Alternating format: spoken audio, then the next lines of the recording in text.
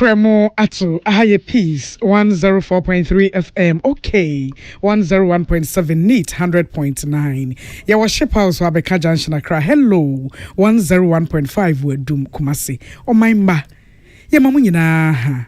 Ebredu sense sama yaboa no ye meyi mu ye de som say Peace FM from Tobrekase. Efri ha. And on radio stations ebro ha aduonum so Ghana ne amonone. A live for Hot Digital Radio Seoul London, Unity Radio, Worcester, Massachusetts. A live official social media handles no. Your Peace 104.3 FM and a Peace FM online YouTube also. Your Despite Media and semi dynamic no ibini. As your shop on the some saw the anu ye ni chechemu aba efa ambulance yes spare pass yakoto honsem honyan afe frankatuni ni abede chema MPP amanyuko no Dr. Matthew Poku Prempeta friend na po say abanfo fry beba no won bere say nananom eni won dwumadie wo my Ghana ne amamwo mu no ye be hyemu kena amanyosam no yi na nanu free mo enye na na ko ye free mo free mo ma na cheri ti da de ne ya ti e ko duru we yo say na nanu e ko duru aban susu say afi yenyini e wo esikasem ne adwadiem ye de gu nkantan gu mu a ampeja nkoso krado amchemu be se 9 ne kakra bi egu achi nso bi no ye nsa be kana so Cape Coast South emrahye bedwani ononyam for ricket again say san susu na aban susu ye no wan susu ni ye osusu ati. We are not servicing our debt. Since 2022, Mr. Speaker, we haven't paid 35 billion. Na enwachi ana sojaman emrahye bedwani Thomas Ampemia konso chese enyuma bebre ebu o market mafiri o my Ghana adani a o my na tete awie sam akone edu yesika sem atopo no mu National Food Suppliers Association ese wo mo e ka kire mpanimfo wodi kan ayi o masutire ese wo mo ba betem pentenkwa ejinade ho a abotume nson ye de wo mo ka yentuai Ofuni vye sika deductions be a mood that year. Ya di nyama no kwa within 3 months was a check. Sika ni timicha sika ye down mu ye 7 months sika 2024 up to now ya ma sika. Ene ewo ya setena mu nkomodie no ye se ye nuama ni bi wo ha wodwade no ofa wo husi abonten a atumpata ene wodenam na kyese won hyepieto enti enu ho nkomo ene ebedi. Sembi ka we no ho ne de somo ye de asede ma Suzy about center. Woman DCB men capsule sababa me bi wo ho a odwonso a wo bre emutimi hyehye no ne mu achemienu obechemu ansa na ba wo prostate no wo ha obi aba ho entwen men trahye me enhye wo katita pesibi men ni bi no nom na esiesi we sibi women ama wo hwe afichi kro ne de ka ye ho na abekọ na me amado be ye calendar na o manfo wo ne edi bu nkunta de enye enkekaye ene niema bi a entwa yie wo ya na mu yenya sibi women no mu a ebo asiesi ma yen ye de sibi soap ye pedicure na no ho ayefe wo sha mpabo bi no na afatawo e wo pharmacy ne chemical stores e twa ye ho hia 0247 111671 0247 111671 and 0246 578750 MTN womo de 4G plus aba internet na fastest connectivity who choose Turbonet no MTN see we there for you everywhere you go. You cry this way chocolate drink cocoa so faso kan ewie de ohia ka ho a eni sushi akenkan fo a moti yenken me nana ya kunedu mening Mame ya kuna mafe kaseboni mu nsem eni ene ya krata ya ache ya wo shop mu de wo nsem so de ababontini wo si wo mani ahye so wo masonso atibi ensem ene nam de bon krata ne de obonwuma mu radio tuni TV so say North Tom Rashe bedwani odmonya for sam okuje to ablakwa ekeka ensem bi de efa ambulance ne spare parts bi ho ne sa contract no a wo chese ebi mo sankwa wo contract no ho papa ya enye nkwa dewa na enu no se enchiremu ewo ho enti wo ba be yi anu achemu se ensem no ne nyina so no court kasa wo se factor ewo mu enie wo se ebobusume da na etoso du emfie nan abesen ko na chese September 10 2020 sabra no ye wasye ye bi o ane ye frɛ no Ministry of Special Development Initiatives wo mu na wo mu ne adwumaku a ye frɛ on se Auto Group Ghana Limited ekwa contract say womo MSM yes asye no kwan ben so womo Accra ambulance abawie no 307 Mercedes Benz Sprinter 315 CDI ambulances ni bi car no de be ma ye hu se dance no Mercedes Benz de na so no ye Sprinter 315 CDI ambulance no ebia makoma Hassan nso ene wo se wo makra ba wie no na siesie say ya ton ma we after sales no wato ade na wie say be ye be kwaso atimi adi akoni aba ne atenatwe wo kwan so no na siesie ni bibia no Ministry of Special Development Initiative edema sa Auto Group Ghana Limited na enu achi no ene o che say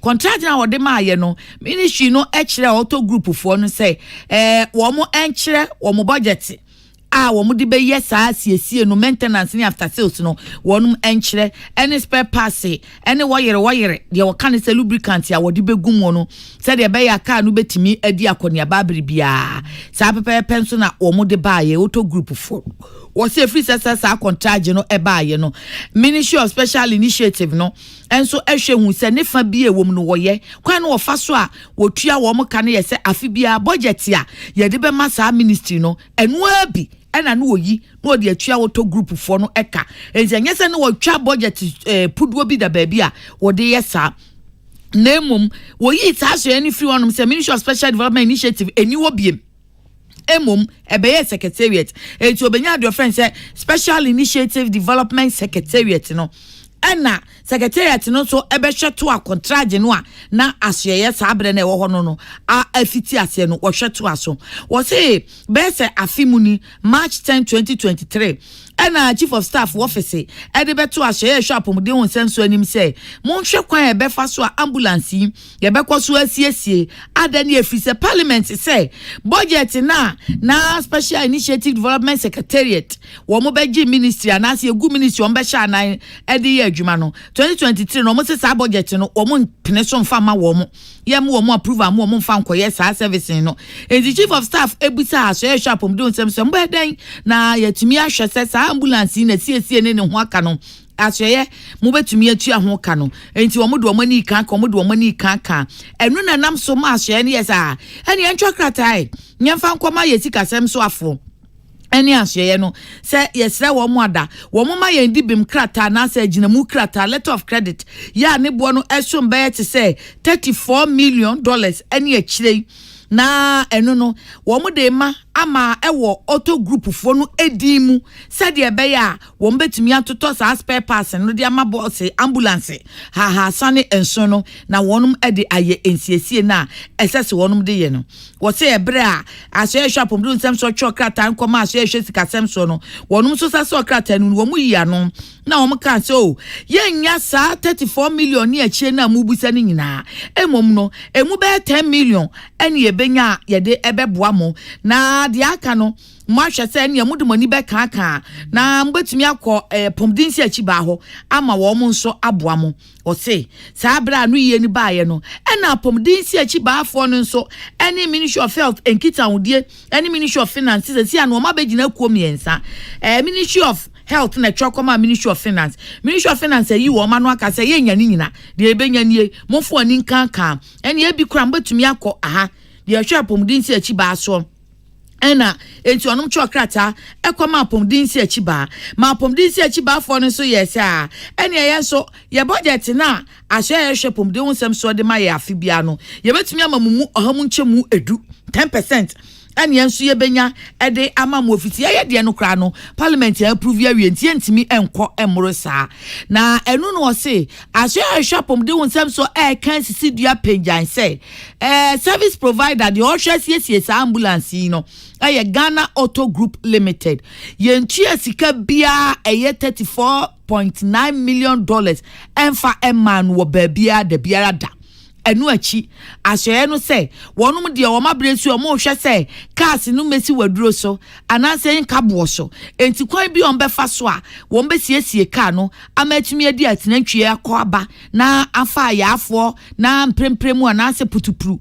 ahoyehi abremu esi wo ye na adwumanti a eba ye no won be ye ne sa pepepe wo say wo masem mu ka wo tumra kiresie say enkrata asem wo ya dansidie fa sa ka yi ni sie eni sikasem ni sede wabo nkura kira bedru wo mu nwumaku abanyumaku ahodo a wo mu nim ne wo kan mu bie no ni nyina wo ho a obi opese wo hu bia no wunya bo pia wo mu nko a ubehu bie wo si ahye no aye krado se obi pese wonya nkyerɛkyerɛmu bi wo penhwehwɛmu bi a eno so ɔman ni yeyo ene ɔman ni kan konti wo mu ede be madodo na de ɔmo kan ne se ye ntua sika bia ye $34.9 million bia da bia da ahye hwa apomde hu so no apomde hu nsem so no wo mu atena ye hwa abontenfo ne ahye no kitawde so PR unit ene ono musa hye krata yase a wo mo de bae ye kom rashe bedwem nano budget yesikasem so for Dr. Amin Adam de kokotu dwanom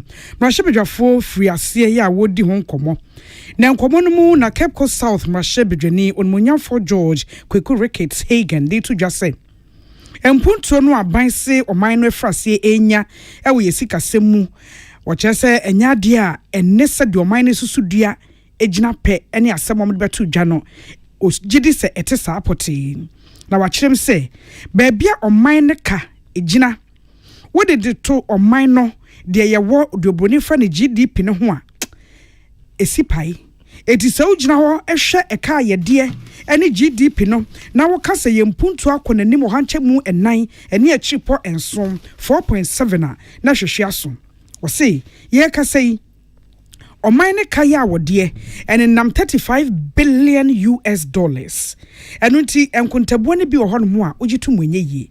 Wose de ode force bi ene se yeka bese 600 million Ghana cedis.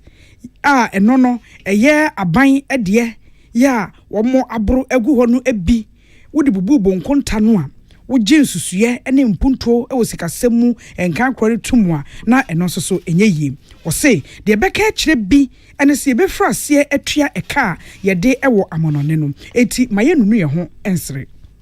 Since 2016, this government has added about 600 billion to Ghana's debt.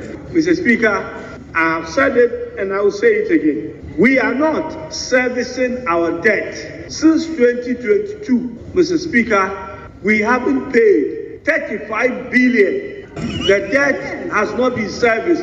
This government is talking about having a growth of 4.7. You cannot have a growth of 4.7 if you owe 35 billion you have not paid. Your growth should be around 2%, not 4.7%. It's not possible. The interesting thing here is about this external debt restructuring that this government said they have done. Mr. Speaker, we have done 17 tranches of Eurobond in this country. One belongs to President Kufuor's era, 4 belongs to President Mahama Mills' era, 12 belong to Nana Akufo-Addo and Bawumia. Onipa yate ne kasai eyon munyafo George Kweku Ricketts Hagen na eno echi no wasa kasa diafa oman no yesika ne amononi sika ne sede amononi sika na atwe de na boso ho na ne nsusuye ewo ho so bi eni. West or it's not moving. The finance minister keep telling us, oh, wait for the 360 to come in and you will see what happened to the exchange rate, and nothing happens. They say wait for 4.4 to come in and the exchange rate will do something, and nothing happens. They say wait for the 4.7. That comes in, nothing happens. Mr. Speaker, I think we should make Ghanaians aware that this 4.7 and 4.4 billion that they are talking about is actually non-existent, because the government of Ghana was actually paying its debt with more debt. So if they give you a relief and you stop borrowing to pay that debt, that cannot be a savings to you. It may be textbook, but it doesn't apply in Ghana's situation, because there is no money that President Mahama is coming to inherit. There is no 4.4 billion. There is no 4.7 billion. Therefore, the 8 or 9 billion they are talking about is actually non-existent. What they have managed to do is just to stop borrowing. To stop borrowing from service to service the debt. They have done. Onipa yatene kasei eye Cape Coast South mrashe bejani onmunyamfo George Kwekuru Hagen na ne de chi anatama West mrashe bejani onmunyamfo Carlos Kingsley ahenkran so de to jase media budget no aban ede koye no enipa bebre wo mu a ekire oman no yenkan kro eti emaya montungu saa keke na ya mu ekire so boa keke yentase ne yi sabesepa ene nkuna haban. There was some sober calm on the side of my colleagues. We have been in this, we always see placards, we always hear catcalls, we always see whistles going on after budget statements are read in the House. But this particular time, just because they have that trust and belief that the economy is bouncing back, my colleagues kept quiet. And of course, this is what we expect from you, that if you see something good happening in the country, help us propagate it. Don't always be on a defensive or be on the side of a losing party. I want to believe, Mr. Speaker, that going forward, this country's fortune has been restored. Mr. Speaker. Onipa okase chreyi eye Tema West mrashe bejani onmunyamfo Carlos Kingsley ahenkra yense trefo mienu eto nkrafri mrashe bejam emayen Emmanuel Akoli ene William Gentu ene de amane boy baye.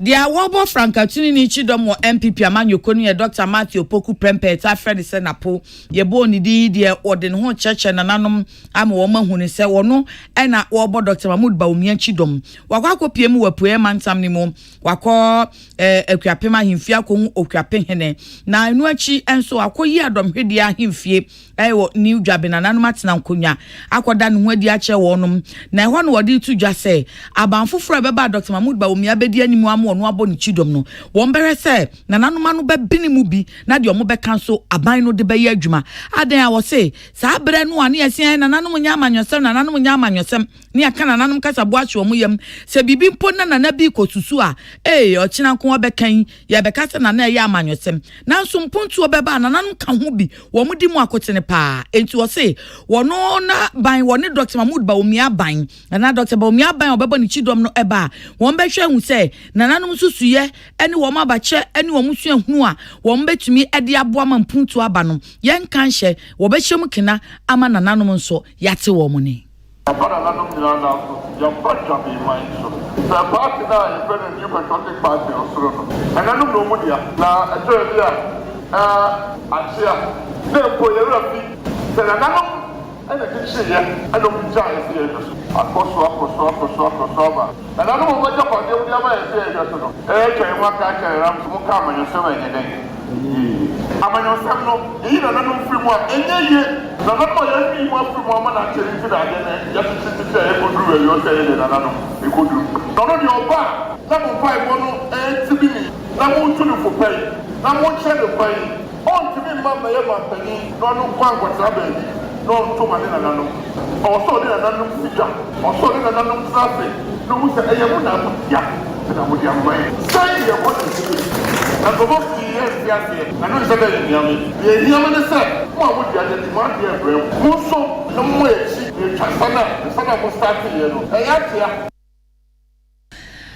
Frankatuni ni abedi echema MPP amanyoko no Dr. Matthew Opoku Prempeh na new jaben jase hene na natwuma si dam kwa edito Frankatuni ni abedi echenim se ade ba ko a Ghana pa ye mabu na woni adwuma yo enti wosrese one nananom nyina no dam se ebeya enka kane state farms and any ade ayewe wo monsan ma ne mra se de ebeya galana no bebrase na mabunu no so benya nsa no adwuma ayo efrise ense ni adwuma obunsan bone pa youth of today yehemwa yehu ni se youth no dos ensu nyuma no ewo fom si wada roma se nyame ya dom na nanu yi buma okwem na se wo ba ya yesre ni se wodi wani behwe na waboa amenyuma ba na kronobo no akofom adwama mo no so akofom every se woni adwuma ya obronsa mo adwuma aka na ayedi mu se your backbone agriculture. They say your backbone na be galamsey.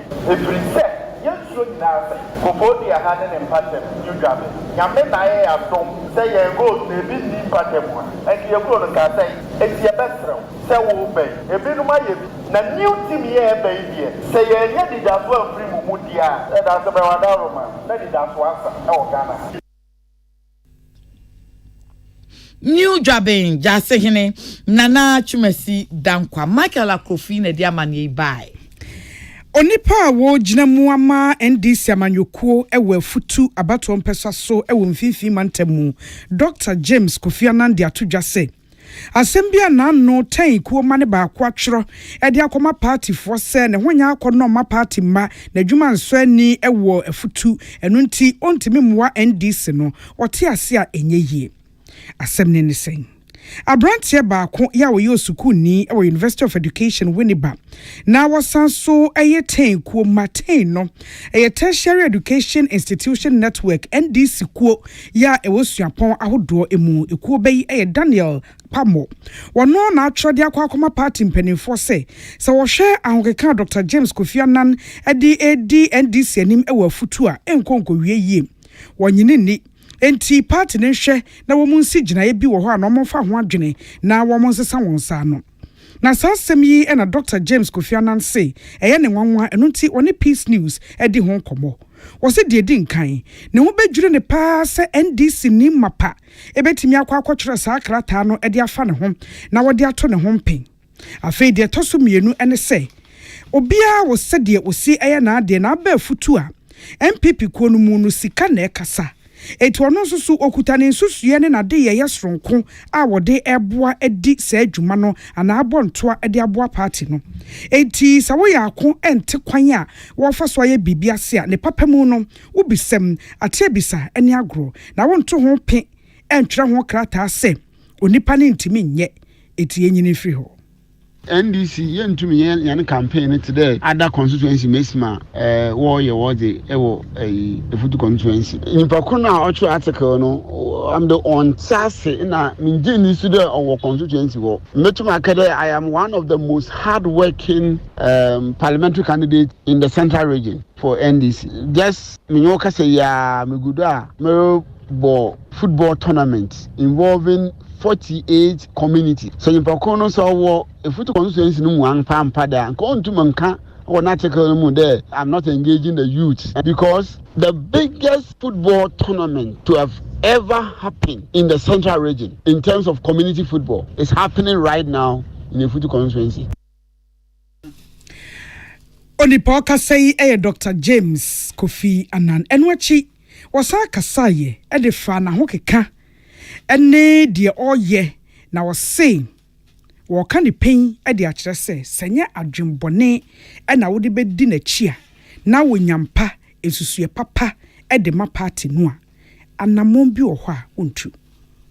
And this is a big investment too. So if anyone can have the boldness in the face of this to claim that I'm not active and I'm not engaging the youth, and then that is somebody who is motivated by malice. No. I mean, let's put that one aside. In the last 1.5 months, I have met every single branch in the constituency. I started with wards, meeting ward executives, every one of them. Then when I finished, I went into branches. Every single one of the 145 branches that we have, I've met them. You limited registration and transfer. I am sure, Owankasa, you have seen me in the news, like on radio, television, online. I've been everywhere. I have teams, various teams are constituency ma. Onipa yetene kasayi onipa wo pre Wendy Sidimu afiabato mu futu abato mpesa so Dr. James Kofi Annan Pius Beidu Banson ene ne di nkomoyi.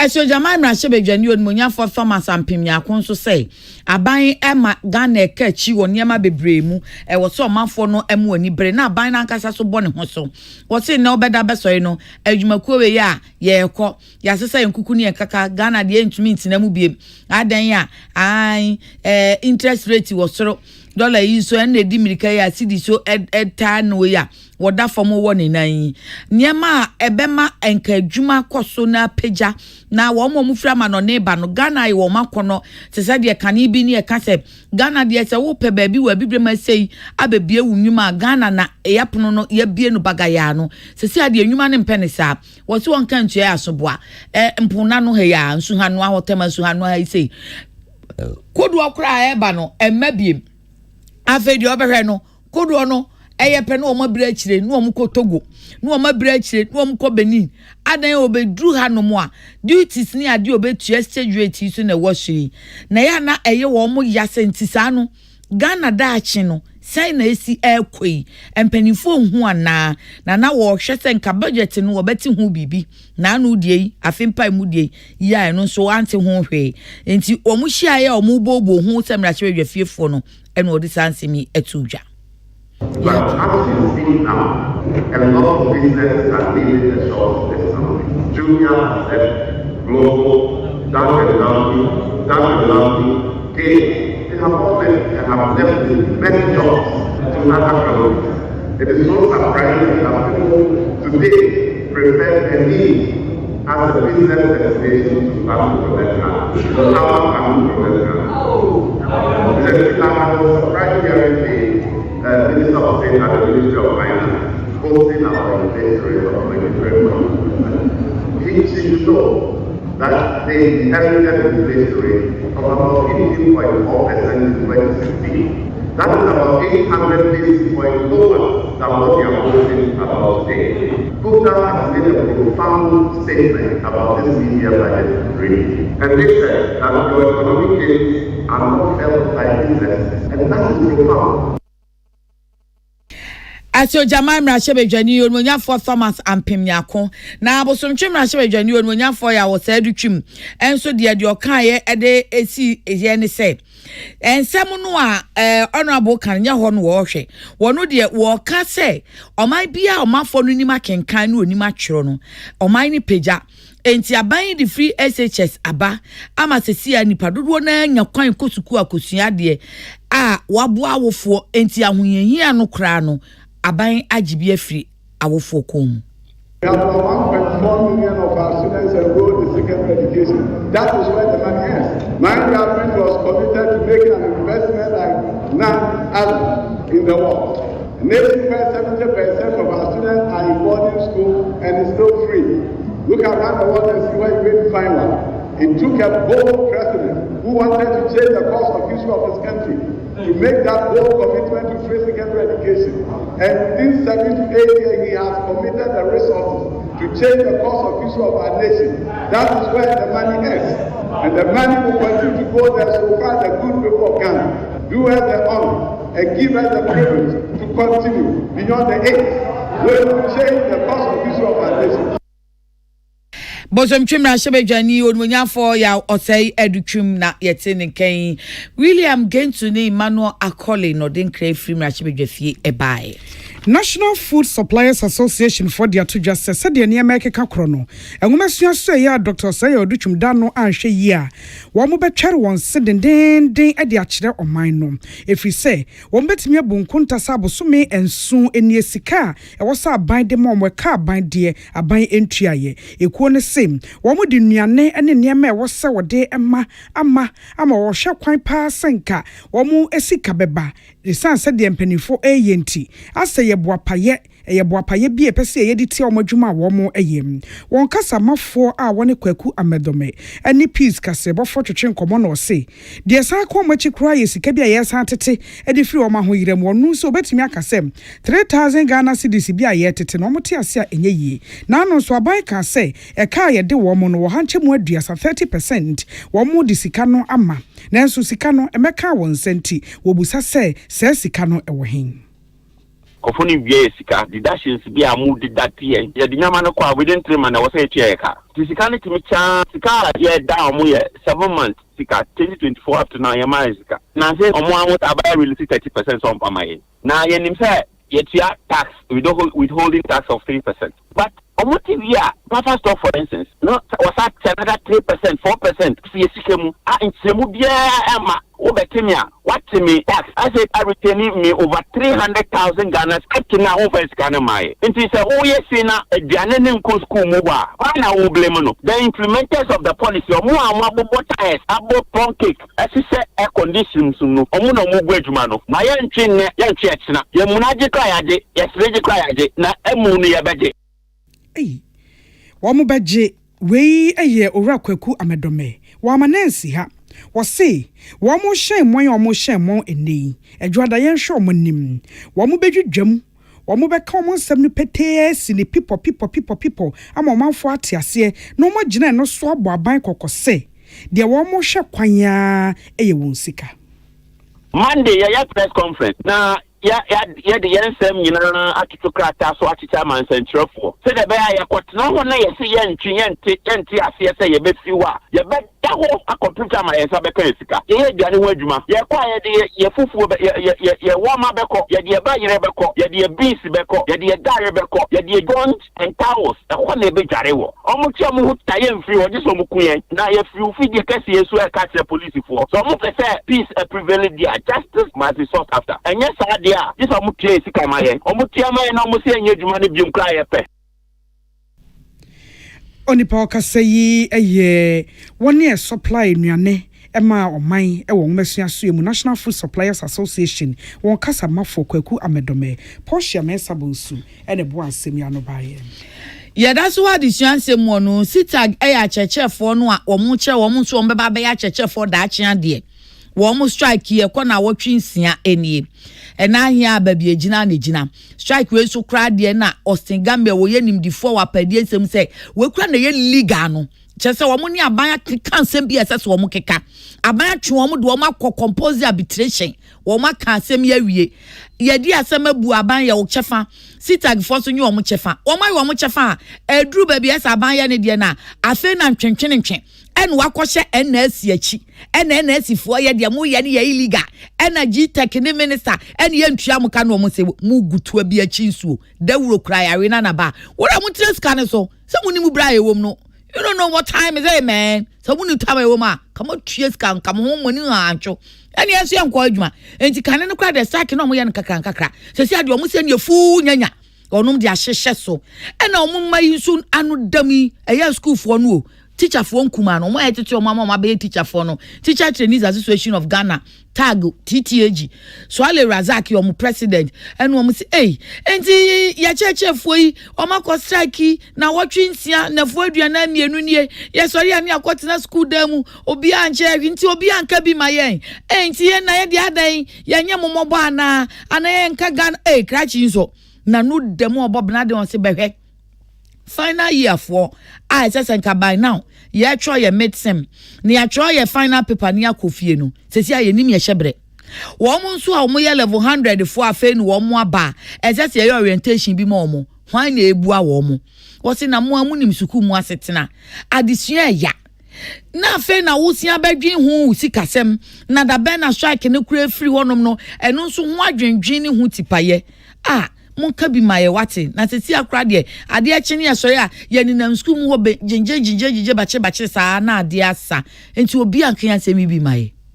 Today happens to be the 42nd day of about 42 days now. We've been attending lectures without our teachers in the classroom, and this has greatly affected all colleges. The situation is no different in all the 46 colleges across the country. Students are in the colleges with no certainty as to when our teachers are going to be back from class, and then their level 400 students have committed themselves to rental agreements, living on their own, paying their utility and enduring all the cost of living and then level 100 to level 200 they haven't also gotten the needed orientation and course outline and manuals for them to begin their academic work seriously. The strike really affects our academic studies and even poses some economic hardship and then psychological trauma to our students, making it very difficult to stay in the college. Achi Swale Razak HSA womu no manu demu omo bobna no nyese omo kamu akeke o omo di kan akonhu mpanyimfo stakeholders ni omo akasa say teacher for strike omo akoye sitag no ha wo omo pa ti omo hwe na omo mra ti omo ni omo mpanyimfo akasa omo ni omo schoolfo akasa omo ni teacher for say omo gusu omo kasa omo kwa ade omo tianse omo beba na omo nyane ntiese omo hia na ansane ne no enkomodie ni koyie enti nyamie na wotwufure besim no omo beba enu no omo srese nkotodwogu fom ensa dansa yam say de omo be ya ma teacher for na ba abeche o ma de afi na wotwufure besim ko no omo nye omo mpese ebe si na wotwufure no mbewie no na enu nso omo si ei yeda so aginem. Ever since the declaration of the strike, we have not relented in our efforts as leadership. We have engaged Penkoff how we can get our teachers back to the classroom as soon as possible. We've equally engaged the Ghana Tertiary Education Commission. About 2 times we were there as to how we can collectively get our teachers back to the classroom. We've equally visited the Fair Wages and Salaries Commission, the Minister for Education, which he gave us his assurance. Even we appreciate all that he is doing, but we believe that there is still more that can be done. But I think after that meeting, the Honorable Minister made us aware that he was going to meet with the College of Education Teachers Association. He was going to meet them and then he outlined whatever and assured us of his commitment. And they made some significant progress. And we are hopeful that by next week the strike will be called off. Swale Razak, President, Teacher Trainees Association of Ghana, TTAG, and attack. Sikayim and a trauma nearby. And penny 4 quarters not session zipline a Juma Womo a year, and one the Bowa Fe 2023 mu ewa Sante Mantemu. Na one appear just same. Zipline ya nam drone so a day upon wa kadie a comia, a coche at the money per war a huira mono. A boa or mino, a wapomudin, a Juma emu a quine bebre so amenunti amansai mu no so hwe my Ghana ene babia ye nam technology so eboa ema apomuden eye atenka ede ema omanfo ya ebekọ ahoyira mu we say nti Dr. Nsiasare yo ye omampani futufo ewo apomuden sensem ho agina so akanfo zipline ene mpanifo ehhehye ye ene mu apamfo nyina se adwuma omo ye ne de aso ani wo montonko so enye na zipline ye adwuma yi afi 2019 ene oman apomuden aso ye ene oman apomuden adwuma na kyerese Ministry of Health ene Ghana Health Service wo moto abasakom ene zipline kambachiri mu a wodi enuro ene apomuden mu akade efa wiem etufa ede ko manfo eho ewo maboboa no a enim sa haka anko enso drone ne betimi akonti na di nuro ne akade akọ na de akọ manfo ewo dada apomuden emu na ebra Dr. Nsiasare kanfo yi na community lead Emma Zipline so emu baako a wone Mrs. Mabel Sechere wono so kasa de kire omanfo ene nsentwerefo wo madwuma no eso mfaso a wo mugidi se aye ama oman no otobrosie kwadwo buadu na de amane boyi efri Kumasi Asantema mu ba ye na apomuden kro no ho no opani a wo hwe kire acting director ewo technical coordination ewo Ministry of Health a wone Dr. Hafas Adam Taha wodi atodwa se ebredu se asoye no ministry no ene apomuden adwuma Ghana Health Service womu enkita hodie womu hyemudin na woye nhyehyeye edefa wone a wo sinto woni pedua akwa ahodo bi mu no womu apomuden ensensem emu obroni say disability inclusion ewo apomuden ensemu Dr. Hafaz ade atodwa se baabi oman yi agina de yaye akwakodru no yaye bi nenso ewo se ehye nya susudua papa bi a ebeboa ma ohaw ane akwansidie bebrebe a obi wo sinto wo nipadua kwa baabi mu a ema na pomuden ho sankaye tare no emu beye mre ade ama abatan ene saa enipa no enyina wose yenuano mo a wo mo tebia sronkomu obroni se special needs ebesi kasam eba yapemu eba sapomuden beben won ehun sem nyina etwetwere kotia ewo se ebefie na yetimi sine kosubi wɔse no nti ɛna autism awareness enipa asabe wɔn adeyɛ ɛdanso no obegyina so asrɛ sɛ enwumanwuma ne ankorankora civil society groups ahodoɔ ɛne enwuma nkuma kɛseɛ ne adantamu corporate bodies wɔn nyinaa ɛmoa bi ɛma yɛntimi ɛmo wɔn ti dɔm na wɔn apɔmuden ɛne wɔn asetena enwie yie Dr. Hafaz Adam Taha ɛkasa no na ɛyɛ nhyiamudi ɛtɔ so mmiɛnsa a GT Bank ɛyɛ na wɔn hyehyɛ bi ɛwɔ University of Professional Studies egyina so a wɔde enanum ɛyɛ nkyerɛkyerɛ ɛde fa asetena mu asɛm enipa asabe wɔda soronko autism ɛwɔ wɔn afɛm ɛne wɔn apɔmuden ɛho. I'm happy to announce that the Ministry of Health, in collaboration with the Ghana Health Services and other partners, is finalizing guidelines on disability inclusion in health promotion. While the government is taking significant steps to support people with special needs, our healthcare system faces challenges that hinder access for families of children with special needs. Financial constraints, negative attitudes, that sometimes stigma, the lack of knowledge among healthcare professionals often prevent timely intervention and care. This highlights the need for autism awareness and education, and we are pleased that GT Bank has taken a bold step to make sure that they add up to the awareness issue for us all to make sure that they get the needed attention that they need.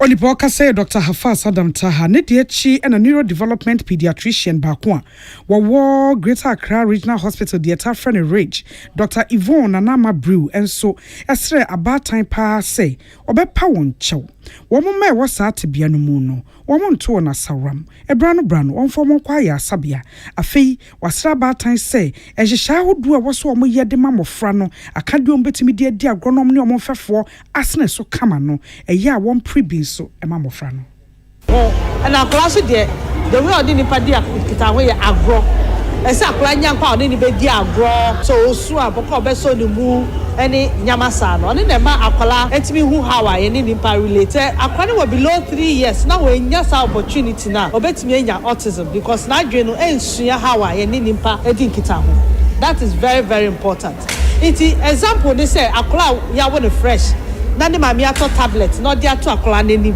sa akwala no on hu nimpa da because tablet no nim kola esu no the tablet si na nim pe akwala ni say tablet e ni mami e so no tablet no hu say ni mami it's very very important say beti say akwala de say osu a na say ni mami na fa no enye tablet na say fa no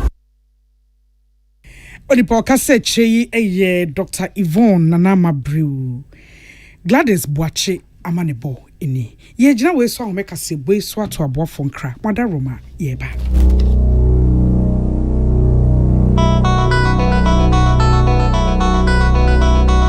the luckiest luck is everywhere for everyone yeah the luckiest luck is everywhere for everyone yeah doctors nurses barbers drivers bouncers friends teachers bankers you could be the luckiest you could be the luckiest east west north south meant to be you could be the luckiest you could be the luckiest Accra to Paga let's go the luckiest luck is everywhere for everyone yeah the luckiest luck is everywhere for everyone yeah doctors nurses barbers drivers bouncers friends teachers bankers the luckiest you could be the luckiest so wakoma ho hyehyew ana ebo periperi de broni kan hardware no a e de necessary wo ye na so yam so atim so e wo be packing a farmer Martin's liver salt techira kwai entem ehwie nsu agu glass mo ate Martin's liver salt no ba kwa no na wo de agum wo be hu se ehuru wa glass ni mu na wanom Martin's liver salt ye won orange flavor ana ba ko so ye plain wonumu a ho beto nemum edi nanu na ho ntowo a who doctor exhibition Ago Ghana every Penada 20th August Ekopim Penada 27th August 2024 Abatwa Komisa Ebeda Abatwa Nkrata Nedi Ewo Mia Yeto Abenina Ewo Manimu every Anopa Nonson Ekopim Enyumbre no Nsiande bia we akwanya mo bia so ba ko hwe ni din ene ne police station se bibia ya pepepe e na afa so ye ba hwe se obi a onsem fata din eni Abatwa Humanimu e na afa so se ye beyi omo free mu nyina din every Abatwa Humanimu ne science no with the death certificate burial permit and now obituary notices ebeba ne de gina so yi omo din every Abatwa Humanimu se wo ho kwan ana watro wudin se wasa wo to aba e wasa wo de wo ID card ene wo registration slips ni na akwasa da no ana so se obetimi abo *711 *51 hash e wo telephone so ma wotumi de ahye wudin ene nyoma e fa ho se bibia ya pepepe obi a wo ho kwan se wo to aba a onim obi a oni ho kwan se wo to aba a watro ni din no onyi Abatwa commission no asutire na ne ngina so ni se nipa ni nya efie du woche se onya Ghana ni se na dwemu nda ho ana se onye nimpa ko a ose oye ana se bebi a ote no enye bia otro ni din se obeto aba se anya bia ye de wudin aka exception ana multiple registration list ne ho a akwanya da ho se wo be kire die ntia ense se wudin e wasa ahomani mu afei so kayo se Abatwa homa na ye beda neti no e be sha se Penada 20th August ekopim Penada 27th August 2024 ye beta Abatwa nkrata na di e wo police stations ni na wo man ni mu efri Anopa Nonson ekopim Enyumbre no Nsia da bia wa Abatwa e na kire wo dat so go and check your name. This is what the Olympics is all about. Get closer to split-second wins. Closer to history in the making. He's immortal now. Closer to your champions. The greatest athletic achievements of all time. Get DSTV to get closer to the 2024 Paris Olympic Games from 26 July to 11 August with 9 dedicated channels for the best coverage of every medal and every podium moment. On Supersport on DSTV, your home of entertainment. The luckiest *712#. luck is everywhere for everyone, yeah. Here's to the friends who dialed *712# and found no regrets. To the investors who struck gold. To the health workers who diagnosed luck with precision. To the tough guy who couldn't hold back his tears. To the passionate fan who couldn't contain his joy. To the seamstress who turned her hard-earned stitches into a bundle of happiness. And now, here's to you. Your next big win is right here. Luck is everywhere for everyone, yeah. The luckiest. Dial *712#. Now join in the luckiest winning celebration. Every 1st July 2024. Over dial *712#. Now I can to tickets as a group, individual, and now even as a community. Now win the Sika Kessie. Prizes are Kessie in the community draw or go for the grand draw on the 30th of November 2024. Unlock your luck with *712#. Now join in the winning streak now. The luckiest. *712#. Luck is everywhere for everyone, yeah. The luckiest. Tune it in, turn it up, Peace FM, and rip off the knob.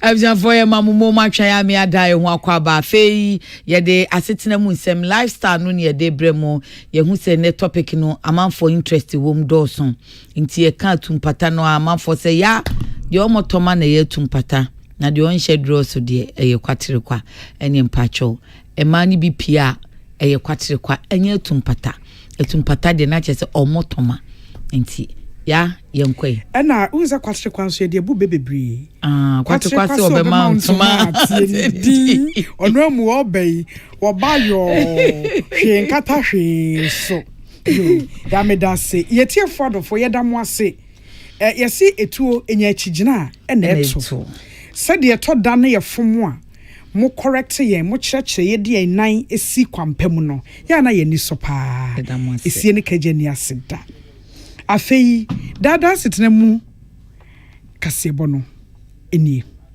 afin bi abaso afin ne se ema ene memma ne bi enamo a wo mo nhye dross wo mo hye wo mo bɔ kwatere kwa na wo de nam na enkanka ema no wo mo na bɔ kwatere kwa ne pa enei aye ni kande na enum ho akwatere kwa na ebobɔ ba no na pieto ya fie yi de obroni fra na J string no de wo hye timi call post office no na no ena na ema ne hye wɔse wɔhyɛ body con anaso wɔhyɛ bibi ɛkyekyere no jeans bi trouser bi na wahyɛ no saa no na lie bia drodro baabia ɛna afei ɛma na free hɔ ɛna ɔmo si o da bi ɔmo bɛsɛ mframa fa ho mframa mfa baabia etie ne wɔhyɛ body con ana wɔhyɛ bibi ɛkyekyere no dia dross no pa so ɔbɛhyɛ dross no die wɔnhyɛ ebi enso so die enya atade na wɔhyɛ no ebi si wiem ɔhyɛ dodo wɔ Ghana heat no etu ɔmo pɛsɛ mframa ɛfa wɔn ho so ɔmanfo bɛka yi a emfie du ne akyire mu ni hɔ baabi ɛna suapon bi yɛ wɔ America wɔn mantam Texas mu ɛna mmɛbaa bi efrasie didi fɛw ɛma enu ntimpo ɛkɔ anwanya ma Midday toso miensa bia wɔn de yɛ sɛ no pant day aba bɛka hɔ ɛwɔ amama mu ɛnu ɛna ne Ghana fo asua ɛmfasodie bi wom ananso suatre yɛ bi a yɛ de yɛ taaye ɛnu abi ne yɛ peace kase bɔ mmaba ne mrantie no wɔn boaboa ano no wɔn ne mmaba ne bi kasa yi ebisa sɛ saa kwatre kwa no menam menhya drosso oba nso so de munim sɛ etoda enema yɛ yi enema free soro ba fam a monhya drosso dentia na wo nso so a wo kasa yi wayɛ bi da de enti ɛna so wayɛ bia wo bɛnante na wo nhya pietu wo de yentie maba na mrai. Okay, now in Bano, they were naked on the streets. I'm naked. Yeah, me tired cry. Especially me say, me share Andy's a share panty, and as a me share skin so I share panty because they heat. The more I will pile up, not the more I heat. Heat so at the area brown to me, dear no dear me your experience, but I feel comfortable. The feeling is something else.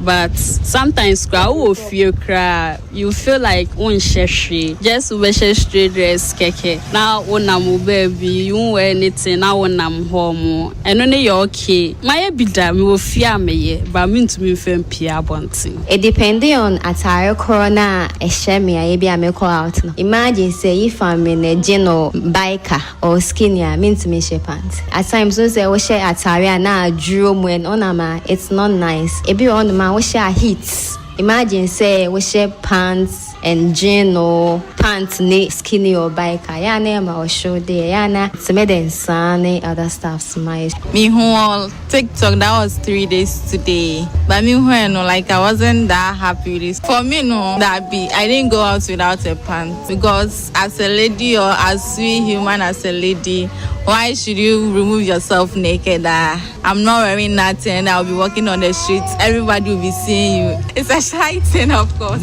Me a brave. So me share jeans and trousers. Me share pants. Person me feel free. Me pe on say yankopon abo. Ye engine same from film. Inti me san share pants. Na my son share jeans. Pumping was so. So me share trousers there. And brave no. Pants the nyama down for. But me share pants. Maybe me share dress and a skirt. Bibi and touch but I am in pese heat. Me feel free. Mate say a man mu bi pia or mon share pants. But me who are the crontia or barbesia be pia on share pants. Me dear me nye bi that I mean ni so say meti me pia a bra men share pants. Yo, sisters, a man nie ye domasi. Na brother men, monso swe muhu, mo je ne saying. Me humbeda. It's normal. Yeah, so omu share panta, omu nantika efe. Omu share skinny without pants normally. See a man omu abano, omu share pants bi. Obisa omu because of heat, ni nyamanya hand, so it's normal. Oh, it's normal feeling. Go efe. Normally omu share panta. Yeah, chichiro omu too much. No kore mu mum de me hu bibisa. Every say a man bebre na me ha kore bi wa ha. Utumi share tare na chese on share pants. Di bibia go transparent. Yeah, how me take cry say, especially say skinny tighten down ya be. Next nipa no, utumi say hwi ni na hwe ni egugum the bia clean. Our bad side na negative side, but majority na enye. Usi oba no face to face dia na mwa. Mate ama me de many cry hom be da. bebre na de bia every blessed de bia me there to me no me hu say a normal thing na omoyanti to me na normal to me me ndwen ajuboni bia de mentality na normal. Oh, me feel it. With the decision of wearing panties or not, no, I believe say it's actually subjective. And sena we are see no nyoma konini. Nti no obi wo say o kan obeka so o pese inframa fa ho ne ade bi but ya enim de omo pe. Yes, marketing no mo ye de mbiem. Nti no we actually advise them say cotton pants ho omo nhye bi cover nyoma so. Frama boso na wo ye ne dey. Nti no we would actually advise them say omo nhye panties no na emwa. Okay, me who says that no pants in there fine. It's easy to access. I will encourage them to do more. So Emma, honey, you're free. In farmer to for home, BBI clear. It's the man encourage you also no pants. Yo, oh my ma, or chammy and nim, Nasamka. Ya just way. Masumwa. Aha, and I can see Bonisi, Abdullah Dasmani, and Elizabeth Ejem, and a boy Semiano Ebaye. I can kind for Moti Yenkain. Me nana ya kunedu meneng mame ya kunama ya obi se me musa okusa yo o se wo pede o se sa de ne o skuni e friend antipe nti o se wo pa antipe ana o pedros me pedros pacho we you ano ani afi na me de ne badros no pesumi enura ho ana o pegi string atade a me hye ne be kire okay. That is that. Also, pedi. Sumi enra ho. Umpe sumi enra ho. Amusi G string so my infection. Na me chese baby a me konya atade a me hye. She glad is na bro. Open the tongue. Eno na be kire. A tongue no na G string enko. Okay. Me dey kra me ni mu. G string dey ya me pebe shita nkasa. Ni G string ne fia dodo. Me pebe shita so musi sumi enra ho. Me pesu enra pebe shita nkasa. Ene beso. Ti bia so ne draws ehia no. Yes, sisters draws no dey ya monhye. If you say enu dey ye meyi ene metimi fue mu. Ai ene metimi fue mu. Ai wo be calculate date na but e den ba onye nyame. Eto da kran so. Nyama be sesan kakra wo eto da kran so na enye nyame ama bosome die no. Na ye wo hwa yi wo mu a wo wa se aha enti ye pamochew. Ye nhye na according to why ye da mo ase. Timothy yo.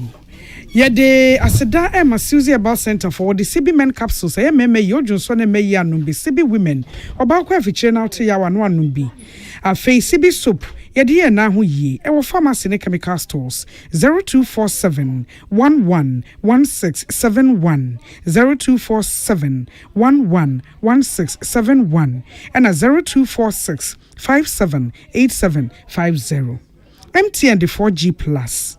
By internet na fastest connectivity a Turbonet. MTN see we there for you everywhere you go. You crowd this way chocolate drink. Cocoa so faso kan. E we de ohia ka ho a. Eni sushi. Ya da mo nyina se e mamomo eni tie.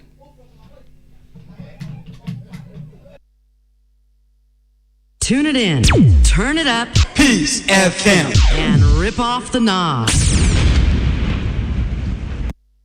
If home is where the heart is, then let's go home, shall we?